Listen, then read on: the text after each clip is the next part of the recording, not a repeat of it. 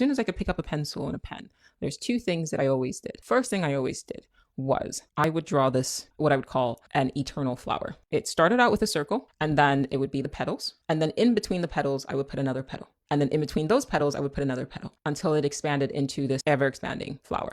Didn't know that it was an actual thing. Recently, I was listening to this book and it kept talking about Carl Jung's Mandalas. And I was like, I'm going to go look it up. So I went online and typed in Carl Jung's Mandala, and there it was, my eternal flower. I didn't realize that my whole life, from childhood to now, I was consistently, whenever I would doodle, whenever I was unconscious, whenever my mind would wander, my hand was doing its own thing, but it was drawing this eternal mandala.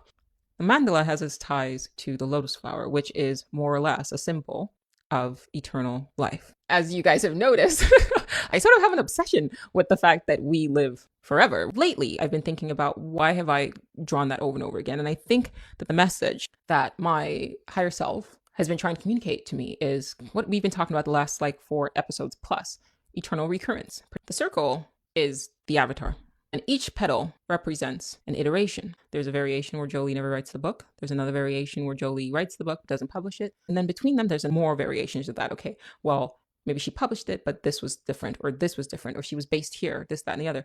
Each petal is a probability that exists right now, contained in this sort of expanding whole to infinity, or at least near infinity and beyond. Sorry. Right? So that is what my mandala means to me. It's a remembrance, a memento.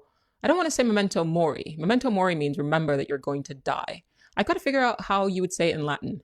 Remember that you've lived many lives. Memento vivere, or something like that. Remember that you've lived and will live, and you will continue to live over and over and over again, but different variations, different variants. The consciousness that is experiencing this reality, and as this Jolie, this petal, the circle is Jolie, that's the avatar. Your circle is whatever your name is. And then the petal that you're in right now, that's just one petal, that's just one life, right? But next to it, because it's a flower, are all these other Jolies sort of doing their own thing right now. But you're not Jolie. I mean, you're not Jolie. I'm a consciousness that's experiencing Jolie as this petal now, which means that there are other consciousness who's experiencing or playing as Jolie. Woo!